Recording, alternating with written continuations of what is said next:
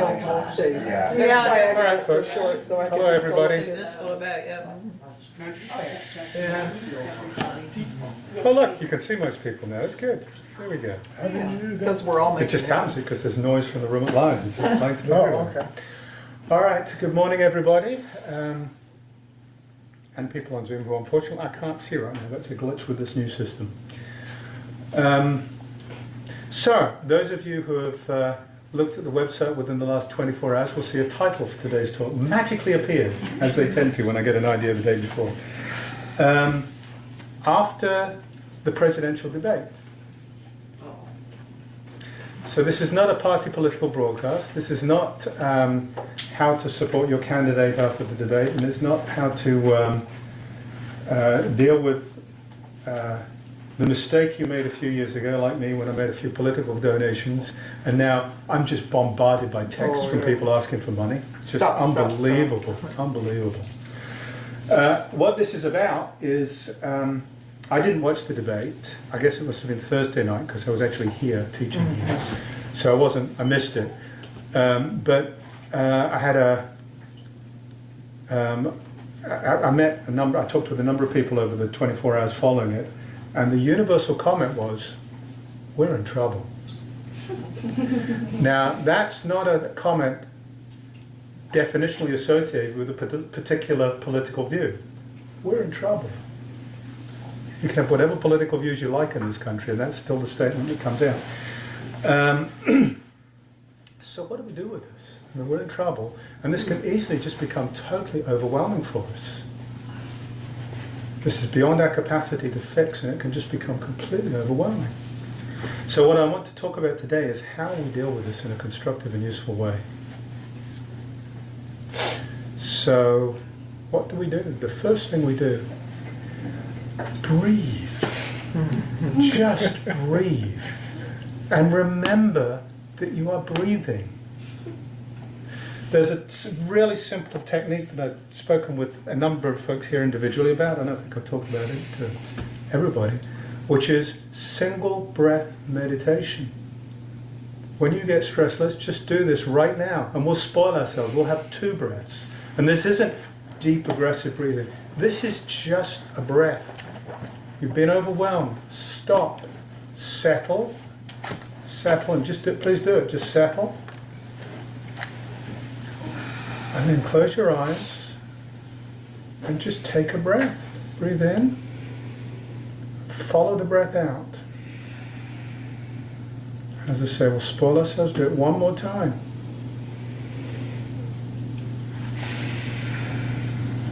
And now when you're ready, come back to the room.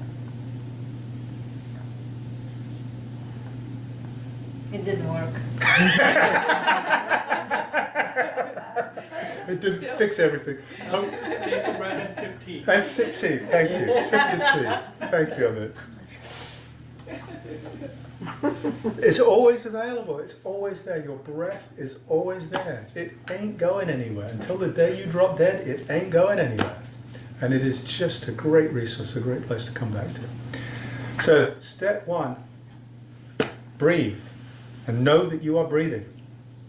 First 2 steps of the Anapanasati Sutta. Breathing in long, I know I'm breathing in long.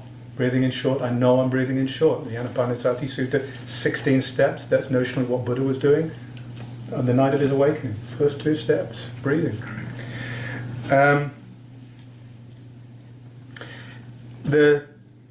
And then from that place we can start to see more clearly. Once we start to settle, we can start to step back from reactivity and we can start to see more clearly. The first thing we see is that everything is on fire. This is the Buddha's 3rd sermon. Everything is on fire. And he's talking particularly about the sense gates. But if you look at it, what triggers the sense gates, what the other side of the sense gates, if you like, social media, the whole thing is just a bonfire. Every time we get near it, we'll scorch ourselves. The news, which is frankly not much better, it's designed to inflame us. It's designed to be addictive and to suck us in and to get us to get angry and react, or to get scared and want to watch more. This stuff is just a fire. Go close to that stuff at your risk. You will get burned. So just be careful with that stuff. So breathe. A couple of days, actually it was Thursday, I borrowed a book from the shelf there just to have a quick look through it. It's, what's his name? Robert Wright, Why Buddhism is True. A number of people I've heard talk about that and say it's a great book, and I thought I'd just see what it's all about. And so I glanced at it, and if you are interested and you aren't convinced Buddhism is true, he actually does a really good job of it. It's really nice, or at least superficially, just glancing through it looks like he does a really good job of it. There are a couple of things that jumped out to me from that book, which are similes he uses, or parallel stories. One is Einstein. Talks about the theory of relativity. Now, those of you who are, I'm a former math major, right? So I know a little bit more about relativity than I should probably, although I've forgotten most of it. There are actually two forms of relativity, but the one we're talking about, really the easiest one to talk about, is special relativity, which is that from which we derive E equals mc squared. And the simple, in simple terms, what happened there, I believe he got it from the motion of the Earth, but it's, I mean, if you think about it in these terms, the Earth is moving around the Sun incredibly fast, incredibly fast. So if you pick a fixed star, at one point the Earth is moving really fast towards the star, and you can measure the speed of light relative to that star. And then 6 months later, the Earth is moving really fast in the opposite direction. You know what? The speed of light's the same.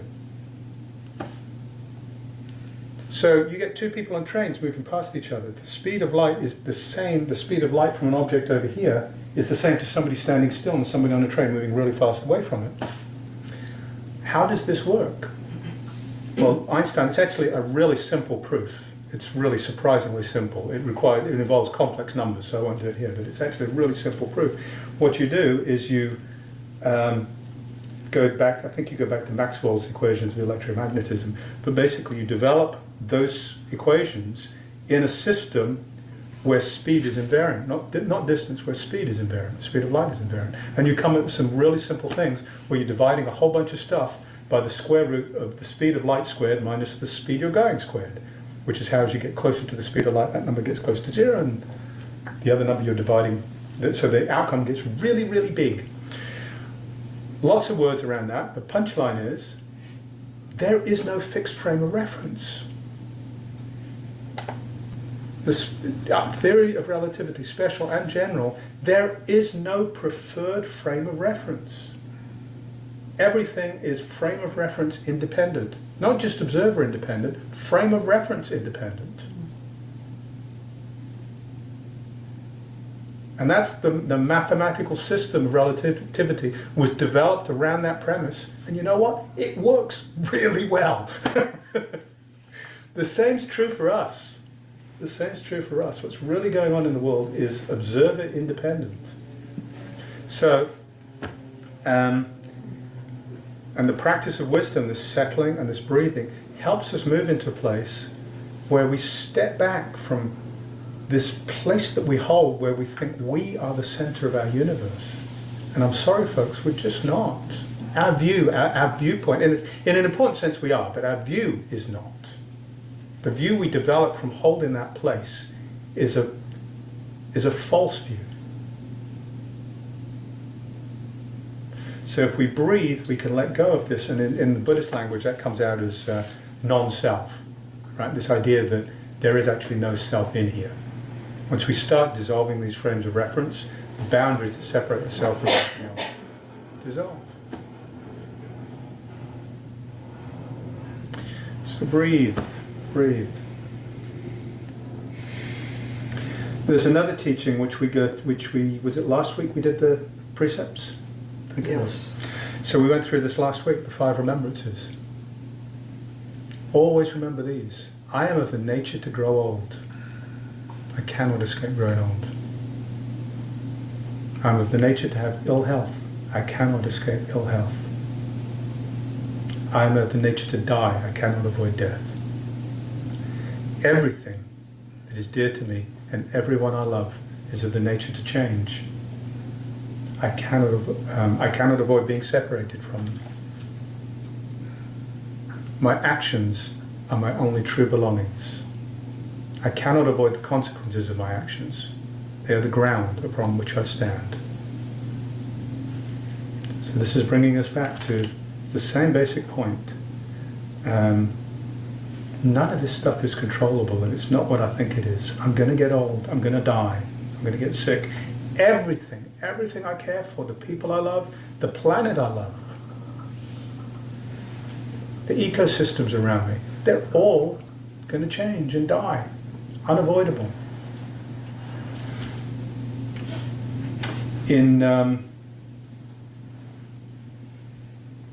So a little more science for you. The planet, so the planet, the ecosystem of the planet, the large-scale ecosystem is frankly just utterly amazing. And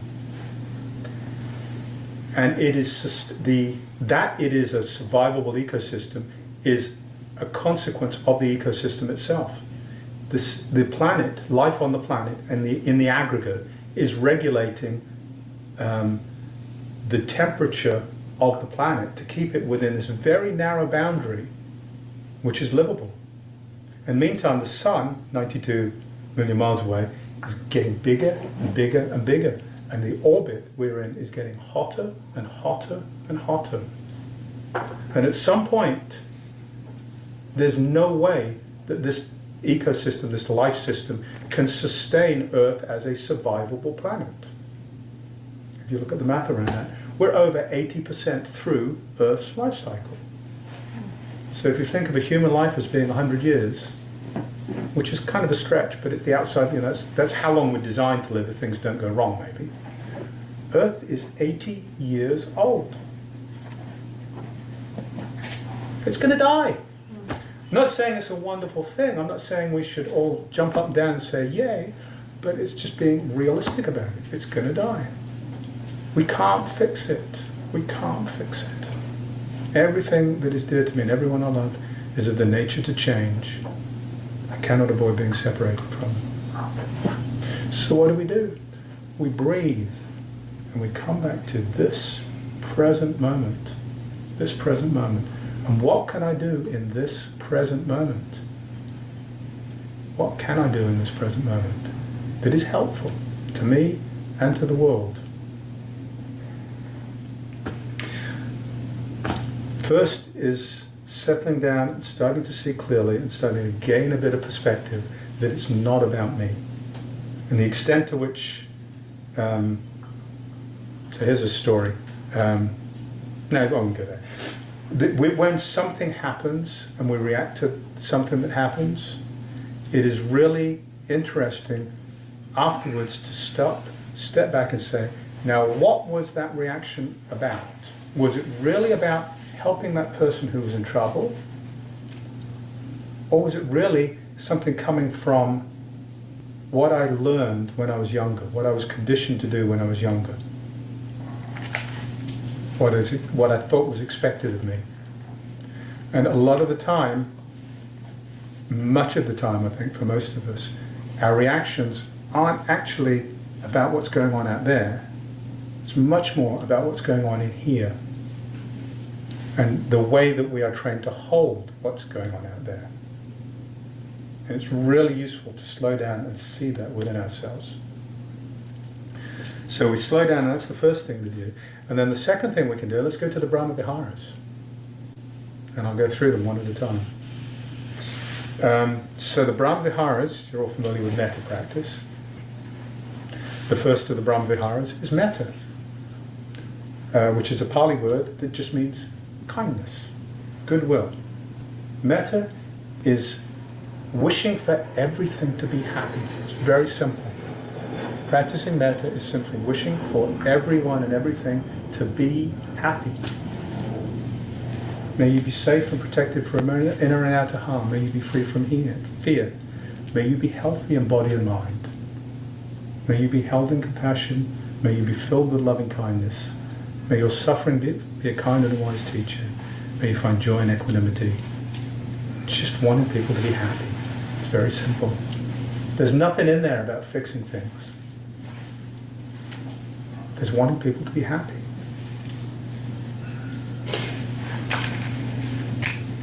Compassion, which is the second one, karuna, compassion. That is when somebody is not well, when somebody is suffering, you want their suffering to come to an end. Now, when somebody's getting old, when somebody's on their deathbed, you can't bring them back to life. It'd be wrong to try to. What you can do is sit with them and be with them. When a child is sick, you do what you can to make them better, but there are limits to that. And so much of the time with a sick child, you sit by the side of the bed, you hold their hand, you get them a bowl of soup, you read them a story. You're with them in their suffering. And that is compassion. Compassion is being with people in their suffering, because that helps alleviate it.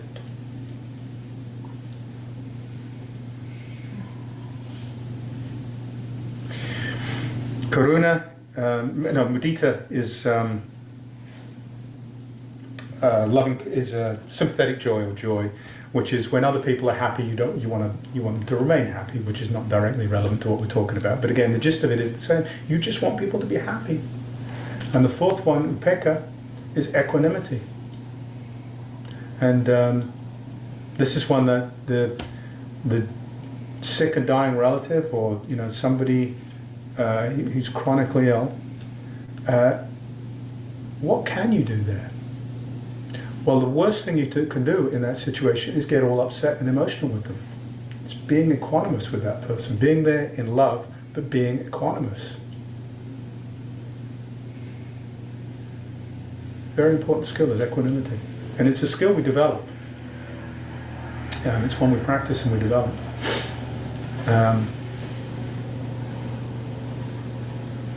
So I said it with kindness with the first one, with metta, but it's true with all of the Brahmaviharas. If you look at what those are pointing at, they're about our behavior right now.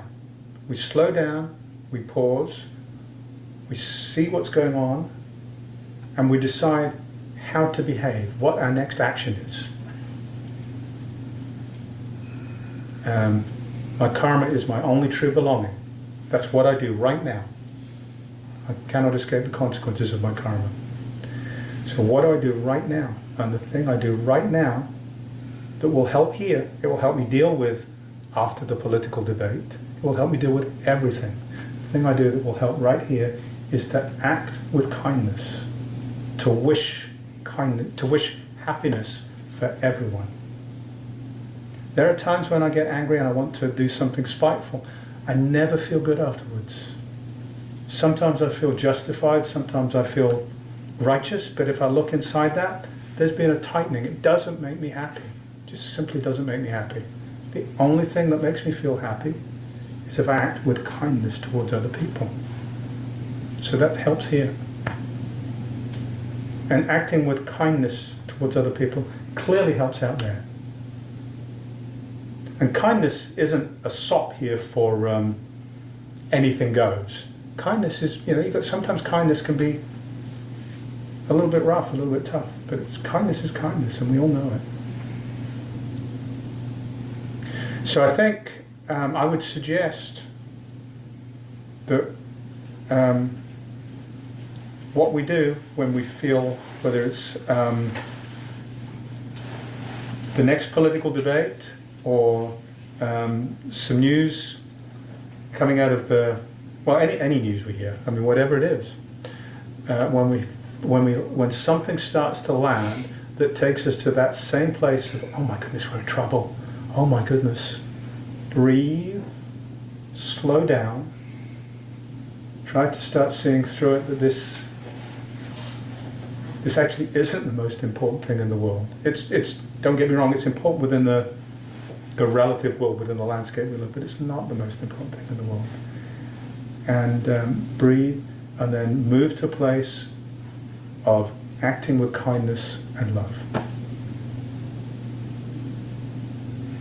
That's what we all come here to practice. And I'm glad you do it, because you've helped me do all this. This supports me in my practice, and I hope this supports you in your practice as well.